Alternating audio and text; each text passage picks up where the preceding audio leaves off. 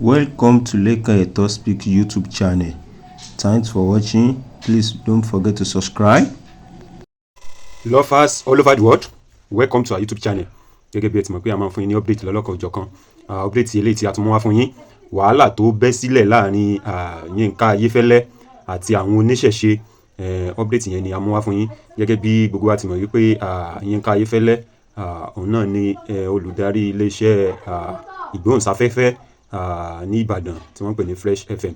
So Yinka Ayefele ó interview arákùnrin kan.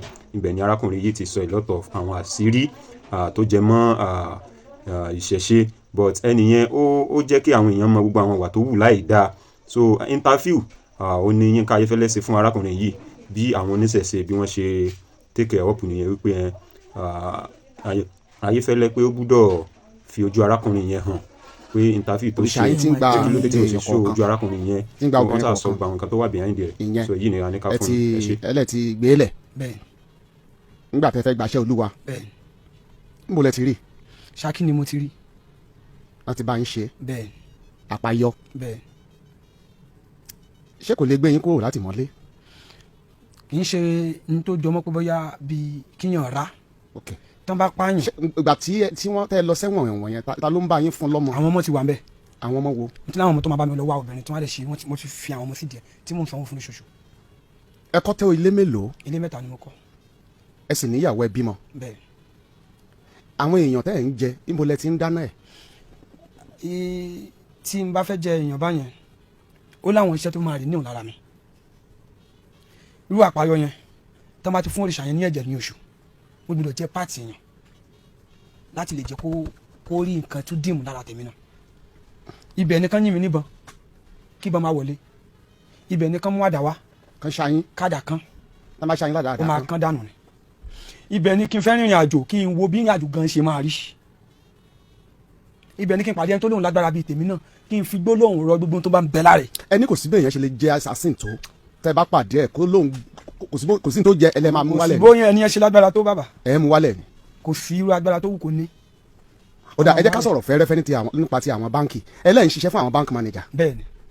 ẹni iṣẹ́ tí wọ́n fẹ́ pọ̀ ju tàwọn olóṣèlú tẹ́ ṣiṣẹ́ fún. bẹ́ẹ̀ni. ẹ ń ṣiṣẹ́ fún olóṣèlú. bẹ́ẹ̀ni. ẹni wọ́n mọ̀ yín dáadáa níbàdàn yìí. bẹ́ẹ̀ni. owó kọ̀ọ̀kan ṣe é dá ni. bẹ́ẹ̀ni. wọ́n mọ̀ yín dáadáa níbàdàn. tí wọ́n ń gbéṣẹ́ fún yín. dáadáa. iṣẹ́ assassin. bẹ́ẹ̀ni. ẹni àwọn báǹkì kan wà tẹ́ ti ṣiṣẹ́ fún. bẹ́ẹ̀ni. tẹ́ ṣiṣẹ́ lọ Ghana. ẹ ṣiṣẹ́ lọ Brazil. bẹ́ẹ̀ni. ṣé ẹ lè sáré ṣe àlàyé fẹ́rẹ́fẹ́ fún mi nípa iṣẹ́ ti ọ̀gá báǹkì yẹn. ní fẹ́rẹ́fẹ́ ó ní ẹnìkan tó lówó ní báǹkì owó yẹn pọ̀. ok wọ́n wá fẹ́ gbé owó yẹn sọdá sódì kejì. a máa kọ́kọ́ pa ẹni tó lówó. ẹ máa kọ́kọ́ pè é àbí ẹ pa. a máa pa ẹni tó ní owó yẹn. tí a bá pa owó yẹn ò tún lè jáde láṣẹ kó tó gba wájú àwọn bíi 2, 3, 4 tí wọ́n gbọ́dọ̀ sign. ní èyí tí mo ṣe last ẹnìkan wá wà ń bẹ tó lóhùn ò lè sign. ṣé ó ṣiṣẹ́ báǹkì ni. bẹ́ẹ̀ni ara àwọn manager ni. ó ní òun ò lè sign. lóhùn ò lè sign. ó wá gba leave for travel. tó lẹ́yìn bí ọ̀sẹ̀ mélòó kan tó lọ àwọn náà lè gbé owó yẹn jáde láti pé signature ẹ̀ wà ń bẹ̀ náà padà fún wa bá èmi àtàwọn bọ́ìsì mi lẹ́kọ̀ọ́ wípé deal kan wà nílẹ̀ a dẹ̀ máa ṣe ní 60-40. ṣé owó tí wọ́n fẹ́ gbé jáde yẹn. bẹ́ẹ̀ni. ẹni tẹ́ bá fẹ́ ṣe assassin yẹn máa ń gbà tó èlò. mo gba 50 million 80 million àwa lè jẹ́ bíi 4 a lè jẹ́ 5. ẹ máa pín. tá máa pín. kò sílùú tí ẹ tí ì lọ. kò síbi tí mi ti lè ṣiṣẹ́ kò sílùú tí mi lè ti lọ iṣẹ́ tí mo sọ. àwọn ìbọn yín ń kọ́. nígbà tí mo lu kéèsì kan ní Òṣogbo mi ní dárúkọ ọ̀gá sars yìí. má dárúkọ ẹni kankan rárá. ó gba 4 lọ́wọ́ mi gbà yín. ó gba ìbọn 4 lọ́wọ́ mi gbà yín. àwọn ọmọ tẹ́mi náà kọ́ ń ṣẹ́. iṣẹ́ kí ni. mo kọ́ àwọn kan ní highway rubber ó tún yàtọ̀ sí arm rubber. ẹ̀yin lẹ ń da ọ̀nà Òṣogbo ọ̀nà Èkó láàmú. káàkiri bàbá mo pín ìbọn yẹn sí ọwọ́ kálukú. wọ́n á dẹ̀ máa fún yín ní return. wọ́n dẹ̀ fún mi return. ọtí iṣẹ́ tó bá ti jẹ́ pé iṣẹ́ tó le ẹ̀mí màá lọ dá fèsì. náà ẹni tó wá kúrò báǹkì yẹn tí wọ́n ní kó sáyìn tó lòun ò sáyìn yẹn ṣe é pa ni. apàdà lọ pa ni. ń bolẹ̀ pa sí. inú ilé wọ́n ìwé yẹn àwa ti bá wọn gbé dání sáìn kò ní sáìn kẹ̀ bóun ni o ti ní sáìn. ṣó sáìn. o ti ní sáìn àti gbọ́mọ tí a ti gbé dága sọmọ lọ́rùn. ìgbà tó sáyìn tán lẹ tún pa. o sọ option o ti mọ ibi tí iṣẹ́ ti wá. sọ láì sí pa. o ti rí wa o ti mọ̀ pé àwọn kọ̀ọ̀lẹ́dẹ̀ òun ló rán wa níṣẹ́ tá a bá ti wá pa tó dẹ̀ sáìn gbogbo nǹkan yára blue síta àwọn gan òwòrán wa ń ṣe ọ̀rọ̀ yẹn ò padà blow náà dì sí yìí. kò lè blow láyé ìyẹn ti lọ nìyẹn bàbá. bẹ́ẹ̀ ṣe sọ yìí náà ló mọ báyìí. bó ṣe lọ nìyẹn bàbá. n tó kàn lè ṣẹlẹ̀ ni pé irú ìyàwó àtọmọ tá a fi lẹ̀ ń gbà yẹn tá a bá ń gbọ́ òun mẹ́ inú ẹkún ni wọ́n á rántí tó ṣẹlẹ̀. ẹni ikú tí ìbá pa ṣúgà púpọ̀ gan ẹ̀yin lẹ̀ máa ń fàyà rọ̀. bẹ́ẹ̀ ni bàbá. ẹni máfíà ní. bẹ́ẹ̀ ni. tí ìbá ṣe pé ẹ lọ Ghana ní táìmù yẹn. wọn lè rí ṣúgà pa torí kú bọ́n náà ni kì í ṣe wọn lọ kálá yín mọ́lẹ̀ ni kì í ṣe kó bá yóò fẹsẹ̀ kọ kì í ṣe kó bá yóò rẹ̀ so irú àwọn ibi tán jáde lọ́ngbà yẹn distance job mo máa ń bá wọn ṣe ẹni tí mo tẹ̀lé ó lè wà wájú kí n wà lẹ́yìn tẹ́nibọ̀dì onímọ̀ àdèmọ̀ máa communicate lórí fún un àtijọ́ lọ sínú hall kan létí mo rí assassin tó fẹ́ wá pa wọ́n bẹ́ẹ̀ Alaye ẹ mọ̀sùn lé o tẹ́ bá ti dé ta ẹ máa rí báyìí báyìí ẹni gbé tí báyìí yẹn bá ti lọ ní kẹ́ mọ́ tẹ̀lé àdè sèwọ̀n ìgbà tó dẹ̀ tó tóbi ọ̀sẹ̀ mélòó kan wọ́n lè tó padà sínú ilé wọn. àwọn tẹ́jọ wá ń wà lọ́dọ̀ ṣúgà ń gbà yẹn wọ́n mọ̀ yín. wẹ́ ẹnìkan tí mo lè sọ pé bóyá àjọ fi dún rí ju dáadáa ń bẹ̀ Adékọ́lá because iṣẹ́ tá à ń ṣe iṣẹ́ tó lè link out ẹni tán bọ́ọ̀dì tán máa pè ní assassin secret job ni tán bá ti mẹ́ ìyẹn náà ti easy láti pa. Adékọ́lá ń kọ́ báyìí. òun náà lè ti fáìn wé ẹ ẹni tó ń ṣiṣẹ́ fún ti lọ. ẹni èèyàn bíi 20 ni ẹjọ́ wà tí ẹjọ́ máa ń ṣe iṣẹ́ tẹ̀ ń gbàngbà yẹn. bẹ́ẹ̀ inú èèyàn bíi 20 yẹn ó fẹ́ jọ pé ẹ̀yin nìkan ló fẹ́ kú. èmi nìkan ló fẹ́ kú and ẹni tí ò tí ì kú gan ó wà ní Agodi báyìí ní prison yard. nínú àwọn tẹ́jọ́ ń ṣiṣẹ́. tó yẹ pàjọ́ máa ń ṣiṣẹ́ wọ́n wà nínú Agodi báyìí mo fi bí àwọn mẹ́ta lẹ̀ gan sínú Agodi ni níbi ọdún mélòó kan sẹ́yìn. kí làwọn nǹkan tó gbé yín dágodi. mọ́dúrà wà mẹ́.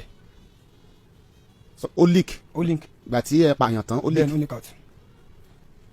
nǹkan mẹ́tẹ̀ẹ̀ta tẹ́ ló dùn jù lára èèyàn tẹ́ jẹ́ ńkọ́. iṣẹ́ agbára náà ni àwọn nǹkan tó wà lára mi mò ń lò fún. èwo lẹ ló dùn jù. ahọ́n àkọ́kọ́ ni ahọ́n ẹlẹ́ẹ̀kejì òun ni àtẹ́lẹwọ́ ẹlẹ́ẹ̀kẹta ni àtẹ́lẹsẹ̀. oh God. tàbí bí ara èèyàn ṣe le kokoko tó yìí tí eegun èèyàn le tó jẹ́ pé eegun èèyàn tó dá ẹ wá ń sọ nǹkan kan ní ìsìn ó fẹ́ jájèjì sí mi ẹni bí ẹran èèyàn bá wọ ata ló máa ń rọ. bí egungun èèyàn bá bó ṣe le koko yìí tó bá wọ ata sí jẹ á tú ni. á túra ká á fọ́ pòpò. This is Gloria Popson. Thank you for watching. J-boy ní ọwọ́ yìí máa le pé kò ní ṣe é sìn. ó máa rọ bàbá. a bá bọ̀ dáadáa. á rọ nǹkan tó fi sọ pé ó dùn náà nìyẹn. ta ló sọ pé ó dùn. tẹ́mi gan fún tí mo mọ̀ pé ó dùn àwọn ẹni tó jẹ́ ìjìnlẹ̀ awo tó bá ṣe awo. àwọn tí ẹlẹ́wọ̀n kan wà tó jẹ́ pé department kan ni ìyẹn tẹ̀ ń ṣe ni pé kẹ́ ẹ ta ẹran èèyàn fún wọn. bẹ́ẹ̀ni àwọn wà bẹ́ẹ̀ dáadáa. níbàdàn yìí. bẹ́ẹ̀ni sókà òdèdè wà bàbá. sókà òdèdè wà àwọn gọ́fìmẹ̀ntì ń jẹran. kílẹ̀ wísà. sókà òdèdè wà àwọn gọ́fìmẹ̀ntì ń jẹran. sókà òdèdè wà. bẹ́ẹ̀ni àwọn gọ́fìmẹ̀ntì ń jẹran. wọ́n jẹran. ibi ẹ lọ yẹn dìpọ̀ ẹ má jẹ́ kí mi lọ bẹ̀ ọkàn mi o ẹ̀yin lẹ sọ bẹ́ẹ̀ o. nǹkan àṣírí ni bàbá wọ́n pààyàn wọ́n ń tààyàn àwọn kan ló ń jẹ wọ́n ń jẹ wọn ni kò sí nǹkan tó ń fi ń ṣe.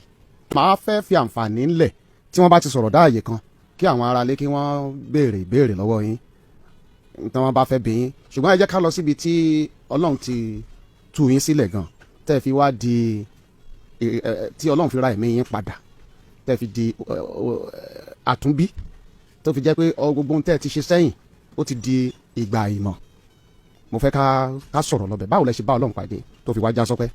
ní ọdún mélòó kan sẹ́yìn tí mo jáwọ́ nínú àwọn nǹkan tó le tí mo ṣe mo bẹ̀rẹ̀ sí ní ta ọjà kan tó ń pè ní drug èmi ni bíi gbaná gbaná bẹ̀rẹ̀ sí ní tàbí gbaná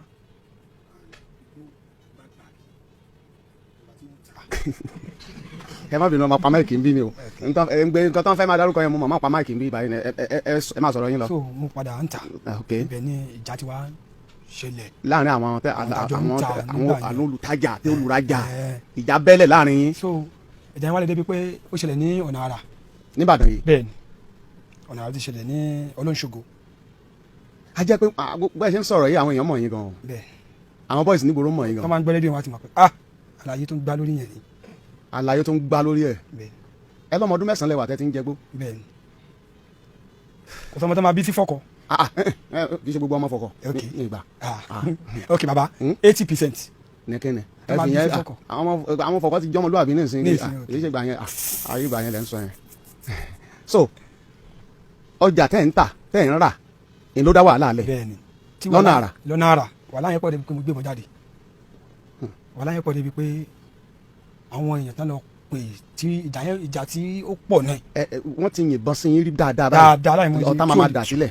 gbogbo láyọ̀ tó ń ṣẹlẹ̀ lọ́nà ara mo lè sọ pé mi ni mo máa ń sábà kọ́sì ọ̀pọ̀lọpọ̀ but tí mi kì í gbé ka orí. Wọ́n mọ̀ yín lọ́nà ara. wọ́n mọ̀ mi lọ́nà ara kò pé méjì Mistina Ọ̀rọ̀bọ̀. Mistina Ọ̀rọ̀bọ̀ original. kò pé méjì ẹlòmíì tọ́ba yìí station máa ń wò ni pé bẹ́ẹ̀ yẹn nǹkan tó tóbi jàǹgì. tóbi wọ́n ti máa wọ station máa ń wò pé. wọ yìí náà. àwọn onígi kékeré ti wá ń dáná láàmú. so inú ìjà yẹn ó pọ̀ ibẹ̀ ni mo ti kán ní ọwọ́ yìí nígbà yẹn. torí kò sẹ́ni tí máa kí n gbá mi létí. awalẹ̀ ìjà yẹn pọ̀ wọ́n rí mi fi ṣe nǹkan kan. wọ́n yìnbọn sí yín. wọ́n yìnbọn ọ̀tá ń dà lẹ̀ ìṣàmìlàdà gbogbo ẹ̀. so ọwọ́ ìwà jẹ́ poison hand kò sẹ́ni tí máa fi bátẹ́yìn rẹ̀ oníkanlẹ̀. ẹrẹ́ ni. bẹ́ẹ̀ ọwọ́ yẹn nínú àwọn òrìṣẹ́ òrìṣà tí mo sọ ń gbà yẹn náà. ẹrẹ́ ọwọ́ kò sẹ́ni tí máa gbátẹ́yìn rẹ̀ oníkanlẹ̀ bó ṣe wà. báyìí ńkọ́. Jésù ti bàjẹ́. so wọ́n wá try láti ìgbà tán bómi mọ́lẹ̀ wọ́n wá gbé sórí àwọn kíní kọ́tà payment kọ́tà tọmọ fi ṣe kọ́tà yẹn wọ́n gbé sí wọ́n wá fi igi dá. igi. bẹ́ẹ̀ ni wọ́n fi igi dá. wọ́n fi dá àwọn bọ́ọ̀sì tí mo kó lẹ́yìn ìgbà tí wọ́n rí pé. àwọn tí wọ́n mọ tó jẹ́ tí wọ́n mọ̀ pé agbára kan wà lọ́wọ́ yẹn. wọ́n sọ pé àwọn tí mo kó dání wọ́n ti sá àwọn bẹ́ẹ̀rù bọ́ wọn ní bẹ́ẹ̀ mi ṣe ni. so ìbọn tẹ́mi náà ló ń gbà yẹn ọ̀tá ti tán nù ẹ̀ wọ́n ti bò mí mọ́lẹ̀ ló jẹ́ kán rí ọwọ́ mi kan gbà yẹn. nígbà tí wọ́n wá ṣá mi lóríṣiríṣi tán rí pé kò wọlé èèmù wọn ni kó bẹ́ẹ̀ mo ti kú èèmù wọn nìyẹn pé Alaye ti kú jàre inú wọn ti dùn yes after some hours nínú kọ́tà tí wọ́n ṣá mi sí mo padà dìde dídìde tí mo dìde mo gba ilé lọ ilé ni mo ti dákẹ́ kó tó di kó wọn gbé mi lọ sí wọn pé hospital ní ẹ̀mí lágbà ní ọ̀nà àrà hospital ní doctor ti kọ́kọ́ confirm pé ẹni ti kú no way so ìrọ̀lẹ́ ọjọ́ yẹn mo padà jí. àpáyọ bẹ́ẹ̀ ni àpájí. iṣẹ́ tí ìyá ń ṣe ìyá mi jẹ́ nọ́ọ̀sì àwọn ọlọ́pàá bá mi tó apá ọwọ́ èdè ibi tó dédé tó ló kàn sí yẹn. ṣùgbọ́n àpájí tí òrìṣà ti lé ló jẹ́ kẹ́ jí padà. òun ló máa rẹ́sì mi padà. ló máa jí yín sáyé padà. ìkan ti ṣẹlẹ̀ ní Èkó síbàdàn tí àwọn SARS ti yìnbọn gbogbo àwọn ọmọ tí mo mú dání ẹni tó bíbọn bàlàpá bà lórí kálukú. gbogbo yín kú anybody. ìgbẹ̀yìn ó débàdàn ẹ jí padà. mi ní débàdàn kẹ bàbá inú gbó tí mo wọ́ sí mo mọ̀ pé mo dákẹ́ ń bẹ̀ mi gángan mọ̀ pé mo máa dákẹ́. ẹ tún jí padà. ìgbà tó fi máa tó ṣẹ́jú mélòó kan inú gbé náà mo gbà títí tí mo fi délé padà. iṣẹ́ tó ń ṣe ni àwọn ẹ̀mí obìnrin tí wọ́n pa lóṣooṣù tó yóò ṣàyẹn kò ló kù èmi kọ́. ńlapa yọ tí tèmi yẹn. bó o lẹ ṣe bọ́lọ̀ ń pàdé. a bá fẹ́ lọ pààyàn mẹ́rin tí wọ́n lè discord jà yẹn gangan wá gbà yẹn ìmọ̀ àtàwọn bọ́ìsì mi kan bẹ́ẹ̀ wá lóòótọ́ mi ṣiṣẹ́ assassin àmọ́ nígbà tí mo tún wá wò pé àgbà ti dé kí n relax gbogbo nǹkan tí mo ní pé kí n tún relax still yet ogún sì tún ẹ jẹ́ ká pa àwọn mẹ́rin ká fi kó kí mind mi sẹ̀ fi lè escape kí n lè fi wá òkè níbà. ẹ fi ṣe last chopper ẹ fẹ́ pààyàn mẹ́rin kẹ́ fi ṣe last chopper. so ẹ máa gbọ́ oríṣiríṣi àwọn explanation tí Dr. Yinka Ayefele tí wọ́n ṣe lórí ọ̀rọ̀ interview tí wọ́n ṣe fún arákùnrin yìí so a lot of àwọn èèyàn náà ti interview Ayefele wípé báwo ni ọ̀rọ̀ gangan ṣe jẹ́ so gbogbo àwọn nǹkan yìí a máa jẹ́ kẹ́ ẹ mọ̀ nínú fídíò wa tí a fẹ́ gbé sí orí ìkànnì wa yìí so ẹ̀yin tẹ́ bá ṣe ń darapọ̀ mọ́ wa ẹ farabalẹ̀ subscribe kẹ́ ẹ wo àwọn fídíò sí yìí kẹ́ ẹ jẹ́ ká mọ opinion ti yín lọ́ndà comment section sí nǹkan tí Ayefele ṣe ẹ̀bi ẹ̀ ni because àwọn kan wọ́n blame Ayefele pé kò yẹ kó ṣe irú interview bẹ́ẹ̀ yẹn something like that and ẹ mọ̀ iṣẹ́ àwọn tí wọ́n bá ń ṣe presenter tó ń gbóhùnsáfẹ́fẹ́ kò sí irú àwọn interview tí wọ́n lè ṣe fún yàn because àwọn èèyàn ti blame Ayefele púpọ̀ and then ẹ mọ̀ àwọn oníṣẹ̀ṣe since tí ẹnìyẹn ti sọ̀rọ̀ tó jọmọ́ ìṣẹ̀ṣe ó jẹ́ kí àwọn kí wọ́n take care up bẹ́yẹn so ẹ ṣáà farabalẹ̀ kẹ́ wo fídíò ẹ máa rí bí gbogbo hello bọ̀dá Yinka ẹ káàárọ̀ sà kí àlàáfíà lẹ wà. Yinka báwo ni. mo wà o mo fẹ́ kẹ́ explain nǹkan tó ṣẹlẹ̀ because just like mo ṣe bá yín sọ pé àwọn oníṣẹ̀ṣe everybody wọ́n ń para so ẹnu oníkàndẹ̀ là ń gbọ́pọ̀ mo kàn fẹ́ kẹ́ jẹ́ káwọn èèyàn mọ what happened nǹkan tó ṣẹlẹ̀ then wọ́n ní kẹ́ gbé ojú nǹkan síta is there any òfin tó guide yín láti má lè present ojú àwọn èèyàn so but ẹ kọ́kọ́ explain nǹkan tó ṣẹlẹ̀ náà. Ṣẹ́gun Yinka, thank you very much. Well, fún àwọn tó ń gbọ́ for the first time. Ẹ dárúkọ yín ẹ dárúkọ orúkọ mi ni Yinka Ayefele, olórin tí mò ń kọrin gospel music and as well as a broadcaster, a trained journalist. I've been in mo ti ń kọrin, mo ti ń sọ̀rọ̀ lórí rédíò kó tó di pé mo bẹ̀rẹ̀ iṣẹ́ orin. Iṣẹ́ rédíò ló sọ mí di olórin. Radio Nigeria Ìbàdàn ni mo ti bẹ̀rẹ̀ ní 1989 gẹ́gẹ́ bí oníròyìn àti agbóhùnsáfẹ́fẹ́. Ó dẹ̀ mọ òfin tó de à ń sọ̀rọ̀ lórí rédíò. Mo mọ òfin tó rọ̀ mọ́ iṣẹ́ ìgbóhùnsáfẹ́fẹ́. Kó tó di pé rédíò ya bó ṣe yà ọdún 7 ni mo fi vie fún àti gba license kí n tó lè bẹ̀rẹ̀ rédíò. FRCN, Federal Radio Corporation of Nigeria Training School lẹ́kọ̀ọ́ ni mo ti gba ìtọ́ni gẹ́gẹ́ bí agbóhùnsáfẹ́fẹ́. Now, ìgbà tí mo máa bẹ̀rẹ̀ iṣẹ́ rédíò ti tèmi personally, mo bẹ̀rẹ̀ látòrí internet. Àwọn ará ìlú òyìnbó lè attest sí pé I'm the first Nigerian láti bẹ̀rẹ̀ internet radio ní Nigeria. And nípa oore ọ̀fẹ́ Ọlọ́run, mo ní gbogbo àwọn tí mo lè tọ́ka sí pé èmi ni mo bẹ̀rẹ̀ rédíò wọn tó 2, 3, 4, 5 ní Nigeria yìí. Oríyọmí Hamzat was working with me. Àgídìgbò, èmi ni mo ṣí Àgídìgbò. Nínú ọ́fíìsì mi ni mo ti ṣí Àgídìgbò internet radio. Èmi ni mo bẹ̀rẹ̀ nígbà tó Oríyọmí wà lọ́dọ̀ mi.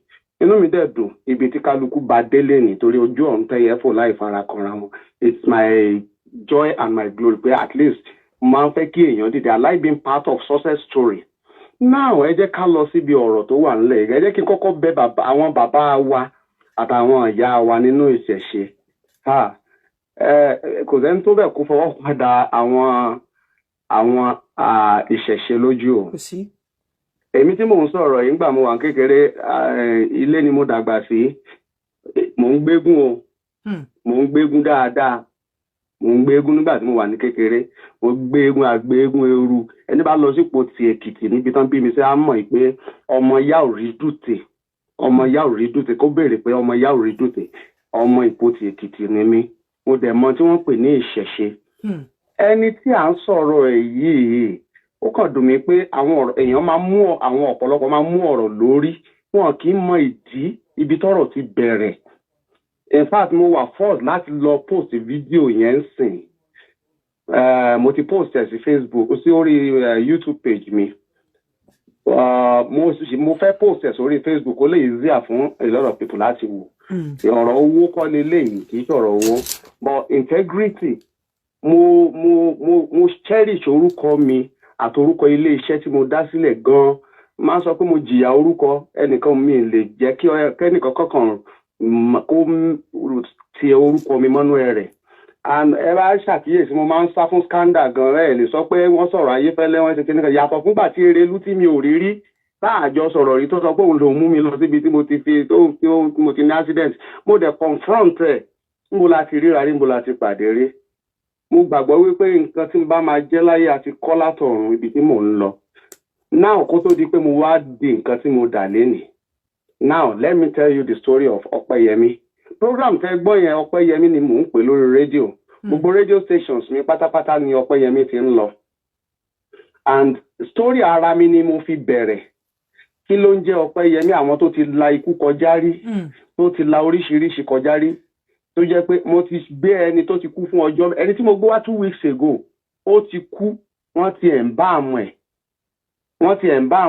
Ó tó di pé wọ́n fi trọ́lí gbé lọ. Ó wá já ìka ọmọ ọdúnlédìrín ẹ̀ wá mì. Ó wá nọ́ọ̀sì tó ń tì lọ ó jùlẹ̀ pé òun ò ríbi tó ọwọ́ òkú ti mì rí. Wọ́n ti fi òwú sí nímú lẹ́nu o. So irú àwọn stories bẹ́ẹ̀ yẹn ni mò ń treat. So ẹ lè lọ sórí Facebook kẹsàkì fún Yinka Ayefele Ọpẹ́yẹmí. Ẹ rí àwọn stories tí mo ti ṣe sẹ́yìn.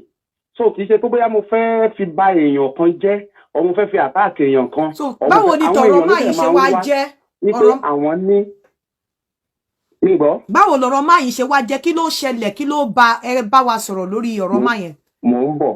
Àwọn èèyàn ló máa ń wá pé àwọn ti la ikú kọjá o, ibi táwọn dérè nǹkan tó ibi káwọn tó di pé àwọn ní ìtúsílẹ̀ ó yẹ káwọn ti kú ṣùgbọ́n àwọn ò kú. Ẹni tí mo gbé wá sí orí rédíò yìí ọdún 4 tó ti wà ní sẹ́mínárì ní tó ń kẹ́kọ̀ọ́ nípa iṣẹ́ ìránṣẹ́ iṣẹ́ ìhìnrere.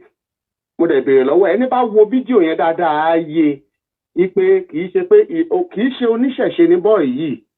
kì í dẹ̀ ṣe ọlọ́sàn yàbò lórí ìṣàbí oníkìníkà hired assassin ní iṣẹ́ tó lóun ń ṣe.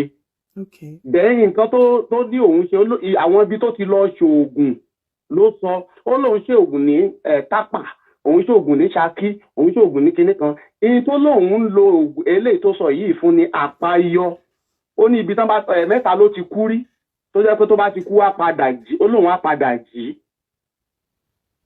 mo dẹ̀ béèrè gẹ́gẹ́ bí òfin iṣẹ́ yìí ṣe hàn pé kò sí Facebook nígbà tá ó dẹ̀ wà ní NBC code àwọn tó ń control wa ó ní àwọn nǹkan téèyàn wọ́n ń pè nǹkan kan ní NTBB not to be broadcast àwọn nǹkan kan wà téèyàn ò lè sọ lórí rédíò pé ẹni tí ò bá mọ̀ òfin yẹn wọ́n máa ń fàìn ẹni ìgbà tí Facebook dẹ̀dẹ̀ tó ti di pé kò sí nǹkan téèyàn ò lè fi hàn lórí Facebook ẹni bá mọ̀ mí dáadáa tó bá ń wo Ọpẹ́yẹmí màá kọ́kọ́ béèrè lọ́wọ́ àlejò tí màá gbé wá pé ǹjẹ́ ẹ fẹ́ ká fojú yín hàn ẹni bá lóun fẹ́ à ń fojú ẹ̀ hàn ẹ̀ẹ́dẹ́ bá dẹ̀ lọ gbọ́ fídíò yìí mo ní ǹjẹ́ ẹ fẹ́ kí n fojú yín hàn ó ní tó bá tó àsìkò lóun fúnra wọn á jáde ó ní ọ̀pọ̀lọpọ̀ lòun fẹ́ kó mọ òun ó nítorí òun fẹ́ káwọn èèyàn kẹ́kọ̀ọ́ wípé tẹ́ bá lọ gbọ́ fídíò yẹn níparí ẹ̀ mo ní kí làmọ̀ràn ẹ̀ fún àwọn èèyàn ó ní ó bẹ́tà kéèyàn má dáwọ́lé ju kéèyàn dáwọ́lé nítorí gbogbo nǹkan tó ń kó jọ àtìgbà tó ń ṣe ayé assassin àtìgbà tó ń ṣe kinní kan nǹkan tó ń kó jọ ó ní kò sí nǹkan kan tó ń ní mọ́ ó ní ilé mẹ́ta lòún kọ́ ó lóun ti ta àwọn ilé yẹn láti kó fún àwọn ọmọ aláìníyàá so kì í ṣe pé ọlọ́sàn yìí ni kì í ṣe olórìṣà ni kì í ṣe oníṣẹ̀ṣe rárá kì í ṣe oníṣẹ̀ṣe rárá so òun kàn rí páàsì pé òrìṣà tí wọ́n ṣe nǹkan tán ṣe fún òun fún àpáyọ ètùtù ẹ̀ tóun máa ń ṣe tí òun máa ń ṣe kò mí pé àwọn olórìṣà kọ́ ló sọ pé wọ́n ń ṣe é àwọn oníṣẹ̀ṣe kọ́ ló sọ pé wọ́n ń ṣe é ó ní nǹkan tí òun máa ń ṣe láti fi tu òrìṣà yẹn lójú torí oṣooṣù ló ń gbọ́dọ̀ ṣe tóun bá ṣe òun á kú òun wà ní òun mọ́nì nìyá mi ó lóun wà láwọn tó ń rọ̀bù ní express ọ̀nà Èkó ọ̀nà Òṣogbo so fún rẹ̀ ló sọ ẹ lọ wo fídíò yẹn tẹ́ bá wo fídíò yẹn tán á yé ọ̀pọ̀lọpọ̀ kì í ṣe pé bóyá oníṣẹ̀ṣe ni bọ́ yẹn kì í ṣe oníṣẹ̀ṣe tẹ́ bá dẹ̀ ní pé dandan ẹ fẹ́ rí kò sá 11 ló ti lọ sẹ́wọ̀n lórí àwọn ọ̀rọ̀ yìí náà ni so ọjọ́ ìmọ̀ ń sọ fún pé táwọn ọlọ́pàá bá dé tán náà fẹ́ mú ẹ̀ ń kó lóun rẹ́dì náà nígbà tí òun ṣe pé òun ṣẹ̀ṣẹ̀ commit mo ní fair confession náà máa ń pè ó ní nígbà tí òun ṣe pé bóyá wọn ò mọ̀ tẹ́lẹ̀ ó ní rẹ́kọ̀dù náà gbogbo nǹkan tóun ti ṣe sẹ́yìn ní rẹ́kọ̀dù náà àwọn tó ti assassinate ó sọ gbogbo ẹ̀ náà ẹ lọ wo fídíò yẹn then ẹ understand better so àwọn èèyàn tó kàn mú lórí Ayefele gan mi ì tiẹ̀ sọ̀rọ̀ oníṣẹ̀ṣe rárá mi ì tiẹ̀ sọ̀rọ̀ débi oníṣẹ̀ṣe èmi tiẹ̀ sọ pé ẹ̀ tó láti báwo lẹ ṣe máa bú ṣẹ̀ṣe kò sẹ́ni tó láti bú ṣẹ̀ṣe ẹ̀sìn tẹ́yìn bá gbà lẹ máa gbà. mi ì tiẹ̀ sọ̀rọ̀ débi ìṣẹ̀ṣe rárá àyàfọ̀ fún tí n bá fẹ́ bẹ̀rẹ̀ ètò mi tí mo fi train tí wọ́n fi kọ́ mi ìyẹn àkọ́kọ́ kò sí bó ṣe ló jẹ́ onígbàgbọ́ tó kò sí bó ṣe ló jẹ́ mùsùlùmí tó àbí kìrìsìtẹ́nì tó bíbélì gan sọ pé wàá fi ti késàrì fún késàrì tí máa fẹ́ bẹ̀rẹ̀ ètò mi màá ní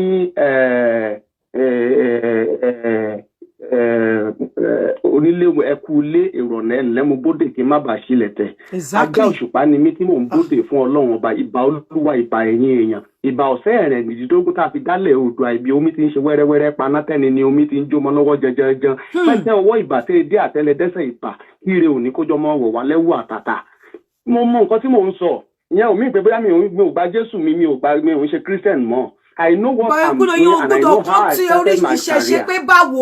èyàn ò gbúdọ̀ gbé tí wọ́n bá wo ẹgbàgbé bó ṣe ṣẹlẹ̀ èyàn ò gbúdọ̀ sọ pé tí wọ́n bá wo.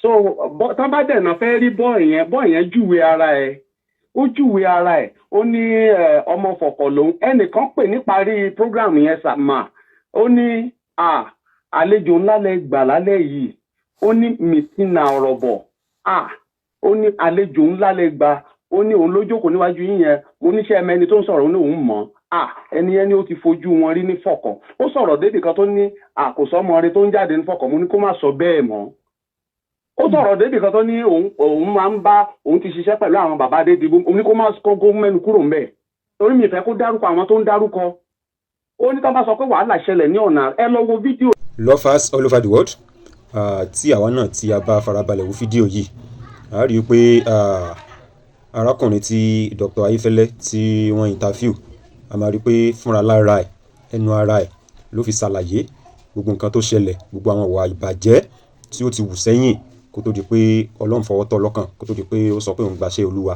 So mi lérò wípé ó yẹ kí a tiẹ̀ wá take matter yìí up débi pé a máa bú ẹni tí ó ṣe interview fún arákùnrin yìí, because àwọn oníṣẹ̀ṣe wọ́n take it up gidi gan, wọ́n take it up gidi gan tán sọ wípé kí Ayefele kó provide arákùnrin yìí, pé kó arákùnrin yẹn pé wọ́n gbọ́dọ̀ provide ọ̀sà tí ó ń gba ẹ̀jẹ̀. So ẹ ṣáà jẹ́ ká mọ feel ti yín under comment section, ẹ̀yin fi wá sí wa. So I really appreciate yín o. We love you all. Thanks for watching.